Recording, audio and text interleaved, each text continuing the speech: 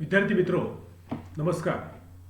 मी प्राध्यापक शेडगे दत्तात्रय भगवानराव, प्राध्यापक संभाजीराव कदम महाविद्यालय देऊर.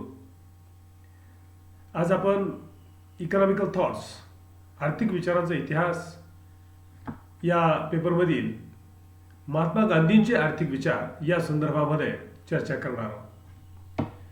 प्रथमतः राष्ट्रपिता महात्मा गांधी यांच्या जीवन परिचयाच्या संदर्भामध्ये थोडक्यात आपण त्यांचा मागोवा घेऊया. आपल्या सर्वांना कल्पना आहे, भारतातील नव्हे तर जगातील लोकांना गांधींचा इतिहास हा निश्चितपणे माहिती आहे.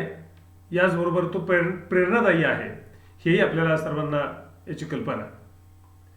राष्ट्रपिता महात्मा गांधींचं पूर्ण नाव मोहनदास करमचंद गांधी. त्यांचा जन्म 2 ऑक्टोबर 1869 या दिवशी पोरबंदर या ठिकाणी झाला. प्राथमिक शिक्षण त्यांचं पोरबंदरलाच झालं.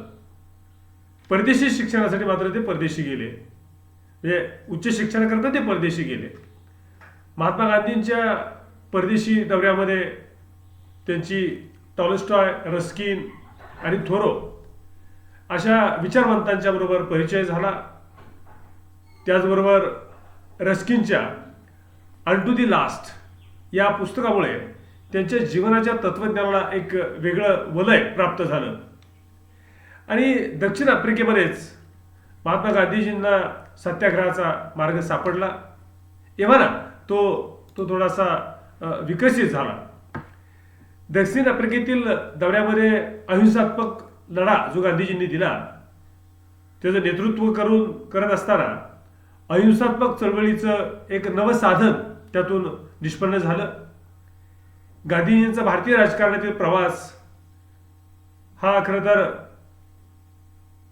राजकारणातला प्रवास असं म्हणण्यापेक्षा भारतीय राजकारणामध्ये जे सहभागी झाले ते पहिल्या महायुद्धाच्या समाप्तीच्या वेळेला त्याचा भारतीय राजकारणामध्ये प्रवेश झाला असं आपल्याला इथं म्हणता येईल.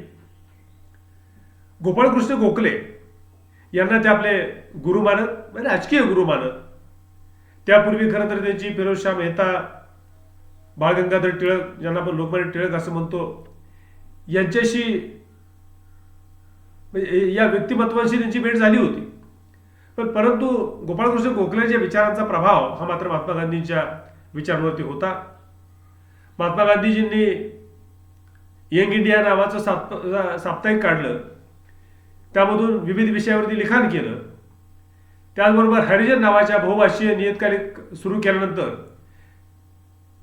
त्या सत्याच्या प्रयोगाचा आजही भारतीय जनमानसावर, जगातल्या जनमानसांवरती त्याचा प्रभाव असल्याचं आज आपल्याला पाहायला मिळतं. खरं तर 1929च्या लाहोर काँग्रेसमध्ये भारताच्या पूर्ण स्वराज्याचं ध्येय त्यांनी जाहीर केलं.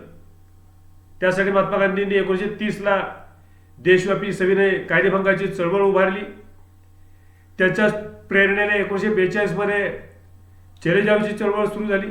अशा अनेक चळवळी आणि सत्याग्रहाच्या दबावातून शेवटी माउंट बॅटन योजनेनुसार हिंदुस्थानची भारत व पाकिस्तानाशी फाळणी होऊन 1947ला आपल्याला सगळ्यांना स्वातंत्र्य मिळालं. खरं तर गांधींना ही फाळणीची कल्पना मान्यच नव्हती, ती पसंत नव्हती. त्यांच्या विरुद्ध हिंदुस्थान दुभांगल्या गेल्यामुळं त्यांनी हा देशाचा आध्यात्मिक आत्मनाश आहे असंही त्यावेळेला उद्गार काढले.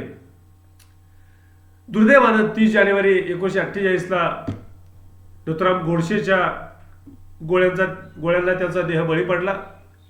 गांधीजींना खरं तर मारलं असलं तरी सुद्धा त्यांची शिकवण मात्र कुणालाही मारता आली नाही, हे आपल्याला आज जगभरातल्या लोकांना सगळ्यांना स्पष्टपणे दिसतं. उलट गांधींचा विचार हा दुप्पट वेगाने हा पुढे विस्तारलेला, विकसित झालेला आपल्याला पाहायला मिळतो. आपण या ठिकाणी थांबतो आहोत. या नंतरच्या भागामध्ये आपण पाहणार आहोत महात्मा गांधींचे आर्थिक विचार. या व्हिडिओच्या दुसऱ्या भागामध्ये तुम्हा सर्वांचं स्वागत. महात्मा गांधी यांचे आर्थिक विचार अभ्यासत असताना महात्मा गांधींचे विचार हे आर्थिक विचार ज्याला आपण म्हणूया, हे खरं तर नैतिक आणि आध्यात्मिक सिद्धांतावरती आधारित होते. महात्मा गांधी काही अर्थतज्ञ नव्हते, मात्र त्यांनी जे विचार मांडले ते अर्थकारण, राजकारण आणि समाजकारण या सर्वांवरती परिणाम करणारे प्रभावीपणे त्याचे काही इफेक्ट्स हे आपल्याला बघायला मिळतात.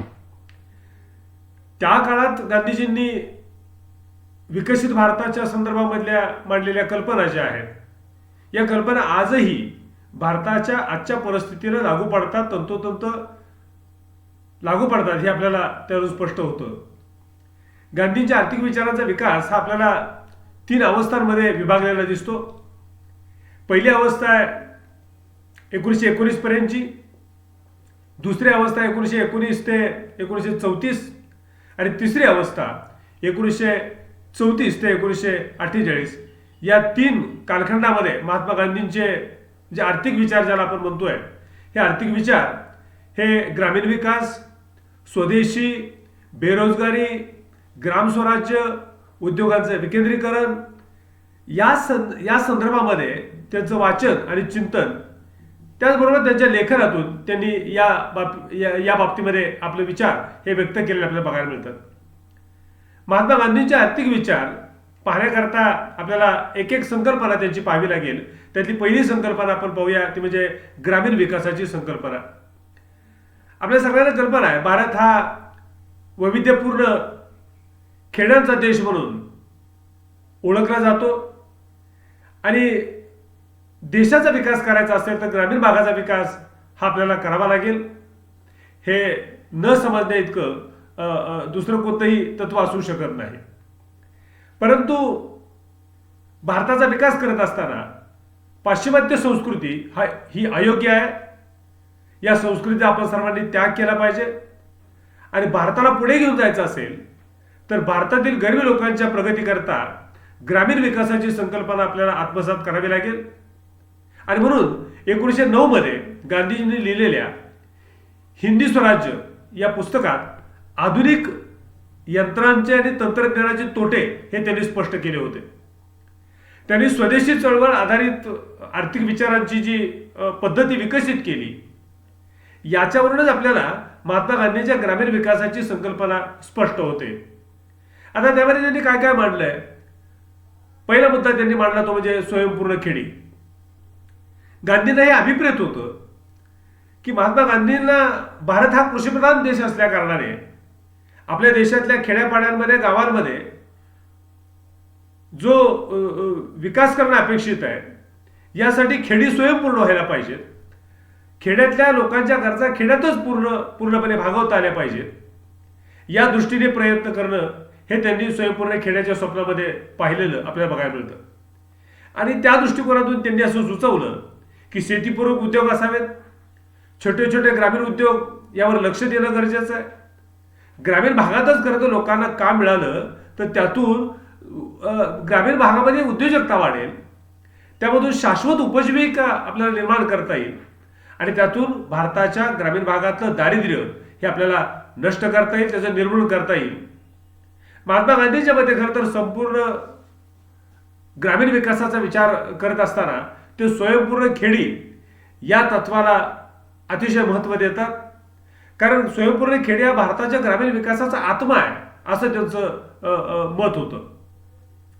पुढे त्यांनी त्यालाच लागून जी संकल्पना मांडली ती म्हणजे ग्रामोद्योगाद्वारे ग्रामीण विकास.